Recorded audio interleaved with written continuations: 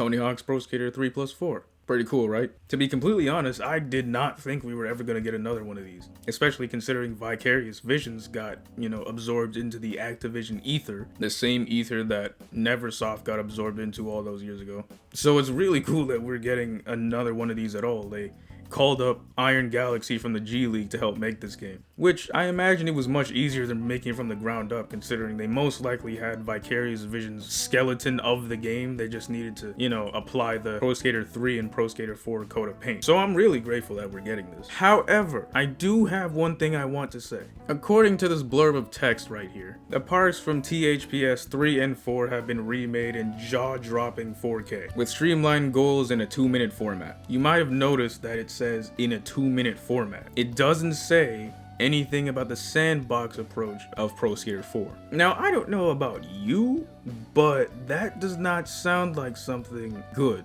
At least to me. Pro Skater 4's entire identity was that it's different from the first 3 games, because as you can imagine, franchise fatigue would start to kick in after 3 entries of the same thing with a 2-minute time limit, So, Pro Skater 4's whole thing was that it's different now because of its sandbox, going around doing the random objectives in whatever order you wanted at any time. But it seems like now they've effectively erased that in favor of making it a 2-minute time limit run. Remember, we didn't even think we were getting a new one at all, but ever since 2023 I had been thinking about how a Pro Skater 3 plus 4 would even work, strictly because of something like this. Pro Skater 4's sandbox being its entire identity compared to the first 3 games. And yeah, Underground and Underground 2 and American Wasteland all did it better, but Pro Skater 4 was the one that did it first. So how do you take the last 2-minute time-based Tony Hawk game and then the first sandbox Tony Hawk game and make a remaster of them both without sacrificing something? I've always thought about that. It's like, do you take Pro Skater 3 and remove the 2-minute timer to piss off fans of the original? Or do you go to Pro Skater 4 and add the 2-minute timer to piss off fans of the original? And it seems that they've elected to take the latter option, instead of just making the 2-minute timer in Pro Skater 3 and then not having it in the Pro Skater 4 section. It seems, according to this paragraph,